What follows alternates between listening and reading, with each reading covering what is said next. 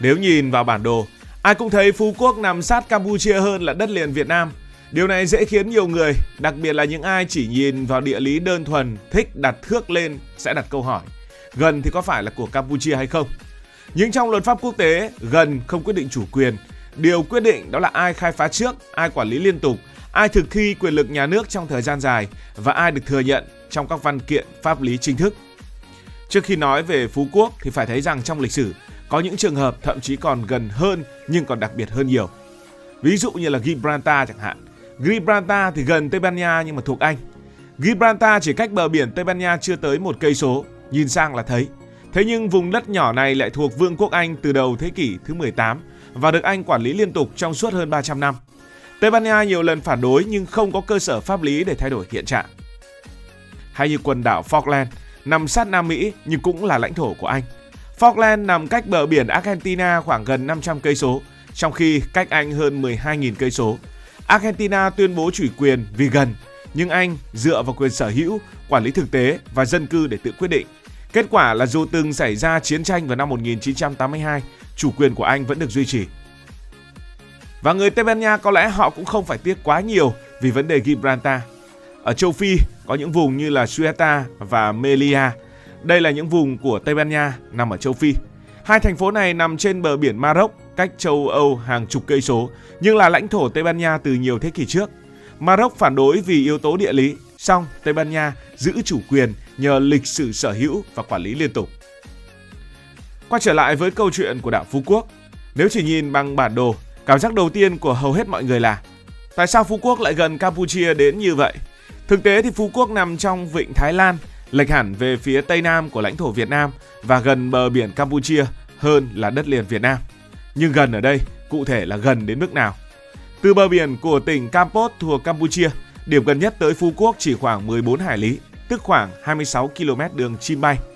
Nếu với khoảng cách này, đứng ở một số điểm cao phía bắc đảo, trong điều kiện thời tiết tốt, có thể hình dung được dải đất mờ ở phía Campuchia. Đây là một khoảng cách rất ngắn trong địa lý biển. Thế còn Phú Quốc cách đất liền Việt Nam bao xa? Từ bờ biển Kiên Giang, Phú Quốc cách đất liền Việt Nam khoảng 25 hải lý, tức khoảng 46 km. Khoảng cách này xa gấp đôi so với Campuchia, nhưng vẫn nằm trong ngưỡng rất gần nếu xét theo tiêu chuẩn hàng hải.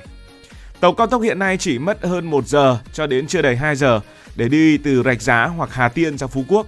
Trong lịch sử, đây là khoảng cách hoàn toàn phù hợp cho việc quản lý hành chính, tiếp tế, kiểm soát quân sự từ đất liền Việt Nam.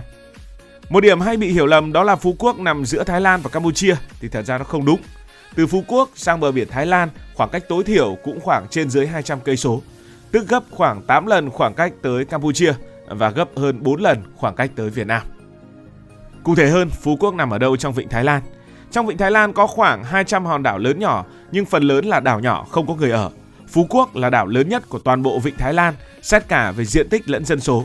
Diện tích của đảo Phú Quốc khoảng 580 đến 600 km vuông tùy vào cách đo.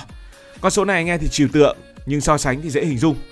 Phú Quốc lớn hơn cả Singapore thời điểm mà nước này chưa lấn biển, lớn hơn nhiều tỉnh đảo nổi tiếng trên thế giới và gấp hàng trăm lần những đảo nhỏ ven bờ của Campuchia. Chiều dài của đảo Phú Quốc khoảng 50 km, chỗ rộng nhất khoảng 25 km. Nghĩa là nếu di chuyển từ phía bắc xuống phía nam của đảo, gần như là đi bằng chiều dài của một tỉnh nhỏ. Và một điều rất ít người để ý, Phú Quốc không phải là một đảo cát thấp mà có địa hình núi, sông, đồi đầy đủ. Phía bắc đảo là rừng nguyên sinh, núi thấp kéo dài. Điểm cao nhất là núi Chúa, cao hơn 600 m, tức là cao hơn rất nhiều so với các đảo ven bờ của Campuchia, vốn chủ yếu là đảo thấp và ít nước ngọt. Chính yếu tố kết hợp của núi, của rừng, của nước ngọt giúp Phú Quốc có thể là nơi sinh sống dài hạn của một số lượng lớn dân cư, có nông nghiệp, có chăn nuôi và có khả năng tự duy trì sự sống một cách độc lập, không cần nhiều tiếp tế từ đất liền. Thế nên về mặt địa lý đơn thuần, Phú Quốc giống như một mảnh đất liền bị tách ra hơn là một đảo bình thường. Về phía nam Phú Quốc còn có quần đảo An Thới gồm hơn 20 đảo nhỏ tạo thành một vòng cung kéo dài. Về mặt địa lý, cụm đảo này gắn chặt với Phú Quốc gần như phần kéo dài tự nhiên của đảo chính, chứ không phải là những đảo rời rạc. Điều này khiến Phú Quốc không chỉ là một đảo mà là một hệ thống đảo, vùng biển liên hoàn có chiều sâu chiến lược cả về giao thông lẫn quốc phòng. Phần quan trọng, vì sao Phú Quốc gần Campuchia nhưng thuộc về Việt Nam và Phú Quốc thuộc về Việt Nam từ khi nào? Con người đã sinh sống ở Phú Quốc từ thời kỳ mà khái niệm đất nước hiện đại như bây giờ thậm chí còn chưa xuất hiện. Vào khoảng thế kỷ thứ 5 trước công nguyên thì con người đã bắt đầu xuất hiện ở đây, mang đặc trưng của văn hóa óc eo. Trong một thời gian dài, vùng đất này gần như là vô chủ. Từ cuối thế kỷ thứ 17 trở về trước, theo sử sách ghi chép thì vùng Hà Tiên là một nơi ít người sinh sống, nằm dọc theo vịnh Thái Lan. Đường thông ra biển có nhiều đảo nằm án ngữ và đây là hang ổ của bọn cướp biển hoành hành. Lịch sử hình thành của đảo Phú Quốc ghi nhận công lao khai phá của dòng họ Mạc.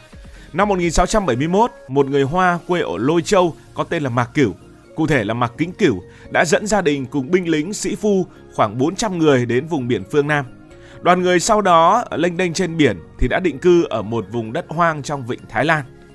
Theo lịch sử Phú Quốc, năm 1680, Mạc Cửu đã lập nhiều ấp như là Vũng Thơm, Rạch Giá, Hà Tiên, Cà Mau, Trủng Kè, Cần Vọt. Dọc bờ biển, ông lập 7 sòng bạc gồm có Mán Khảm, Phú Quốc, Long Kỳ, Sai Mạt, Cần Bột, Linh Quỳnh và Hương Úc. Trong đó, thủ phủ đặt tại Mán Khảm tức Hà Tiên, dần phát triển thành một lãnh địa thịnh vượng mang tên Căn Khẩu Quốc. Tiếng lành đồn xa, lưu dân gốc Hoa từ khắp nơi trong vịnh Thái Lan xin vào đây lập nghiệp.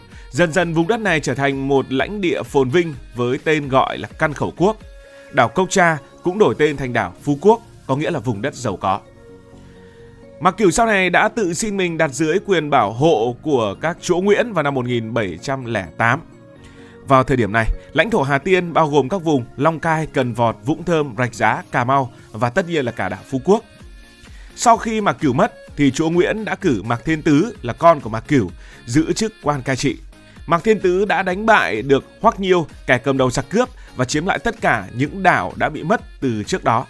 Các quan lại dân sự và quân sự Việt Nam được cử đến giúp đỡ con trai của Mạc Cửu hoàn thành nhiệm vụ. Như vậy là Phú Quốc đã thuộc lãnh thổ do người Việt cai quản từ thời của các chúa Nguyễn, khi mà họ Mạc ở đây đã quy phục chúa Nguyễn. Đến thời các vua nhà Nguyễn, năm 1858, lấy lý do vua tự Đức ngược đãi các nhà truyền đạo, quân đội Pháp đã đánh chiếm Việt Nam. Việt Nam thua trận, phải ký hiệp ước năm 1874, nhượng cho Pháp 6 tỉnh ở Nam Kỳ, trong đó có Hà Tiên, kể cả các đảo thuộc tỉnh này, trong đó có Phú Quốc. Sau đó là một chuỗi những hiệp định, những nghị định khác cho thấy sự kế thừa liên tục trong quản lý giữa triều Nguyễn và chính quyền Pháp, khẳng định Phú Quốc và các đảo liên quan là lãnh thổ của Nam Kỳ. Trong suốt giai đoạn này, Campuchia không đưa ra bất kỳ yêu sách nào đối với các đảo. Ngay cả khi ký hiệp ước Pháp Xiêm vào năm 1907, vấn đề đảo cũng không được Campuchia nêu ra. Các ủy ban phân giới sau đó cũng không ghi nhận bất kỳ kiến nghị nào của Campuchia về chủ quyền đảo. Từ đầu thế kỷ 19 đến đầu thế kỷ 20, Phú Quốc và các đảo vịnh Thái Lan như vậy đã được xác lập rõ ràng thuộc Nam Kỳ, tức Việt Nam, về mặt pháp lý và hành chính. Campuchia không có hành vi pháp lý hay thực tiễn nào thể hiện yêu sách chủ quyền đối với các đảo trong giai đoạn này. Lịch sử của Phú Quốc sau đó đã liên tục thay đổi về hành chính trong thời kỳ kháng chiến. Năm 1946, quận Phú Quốc được chuyển từ tỉnh Hà Tiên về tỉnh Rạch Giá theo quyết định của chính phủ lâm thời Trần Trọng Kim. Năm 1955, chính quyền Sài Gòn tái nhập quận Phú Quốc về tỉnh Hà Tiên. Đến năm 1956, tỉnh Hà Tiên bị giải thể, Phú Quốc trở thành một quận thuộc tỉnh Kiên Giang với trụ sở tại xã Đông Dương. Năm 1964, quốc vương Sihanouk của Campuchia công nhận đường Brevia là đường biên giới biển, chính thức thừa nhận Phú Quốc thuộc chủ quyền của Việt Nam. Sau ngày 30 tháng 4 năm 1975, Phú Quốc trở thành một huyện trực thuộc tỉnh Kiên Giang. Mới nhất, đặc khu Phú Quốc là đơn vị hành chính cấp xã được thành lập từ thành phố Phú Quốc cũ và một phần các xã lân cận thuộc tỉnh An Giang sau xếp hành chính và chính thức hoạt động từ ngày 1 tháng 7 năm 2025 với định hướng trở thành trung tâm du lịch biển đảo, kinh tế biển, vận chuyển, công nghệ cao và năng lượng tái tạo, có vị trí chiến lược quan trọng về kinh tế, quốc phòng, đồng thời được lựa chọn đăng cai APEC 2027, hứa hẹn tạo bước phát triển đột phá. Như vậy, phải khẳng định rằng chủ quyền của Việt Nam đối với đảo Phú Quốc là không thể thay đổi, không phải vì cảm tính hay lập luận gần ra trên bản đồ, mà vì được hình thành và khẳng định bằng cả một chuỗi liên tục của lịch sử, pháp lý, quản lý thực tế kéo dài hơn 3 thế kỷ. Từ đầu thế kỷ 18, Phú Quốc đã được sáp nhập vào hệ thống hành chính của Hà Tiên của nhà nước Việt Nam, được khai phá, quản lý, thu thuế, bảo vệ một cách liên tục. Đến thời Pháp thuộc, chủ quyền này không bị phủ nhận mà còn được kế thừa và xác nhận bằng các hiệp ước và nghị định hành chính quốc tế, đặc biệt các văn kiện vào các năm 1874, 1875. Trong suốt quá trình đó, Campuchia không có bất kỳ hành vi quản lý hay yêu cầu nào hợp lệ đối với Phú Quốc, kể cả khi Pháp tiến hành phân định biên giới với các nước trong khu vực. Sau năm 1945, chủ quyền của Việt Nam đối với Phú Quốc tiếp tục được bảo vệ bằng thực tiễn nhà nước và được thừa nhận trong các thỏa thuận song phương. Vì vậy, xét trên mọi tiêu chí của luật pháp quốc tế, Phú Quốc chắc chắn là lãnh thổ không thể tranh cãi của Việt Nam và chủ quyền đó là dứt khoát, ổn định, không thể thay đổi. Cảm ơn vì đã quan tâm theo dõi câu chuyện này. Nếu cảm thấy thú vị, bạn có thể nhấn nút đăng ký kênh, bật chuông thông báo và chia sẻ. Còn bây giờ, xin được nói lời chào tạm biệt. Cảm ơn các bạn đã dành sự đồng hành cùng Hải Thanh Story.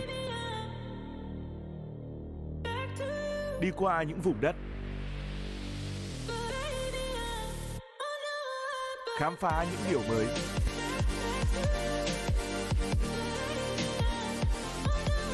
Đừng ngần ngại, hãy để lại những góp ý và xin được hẹn gặp lại.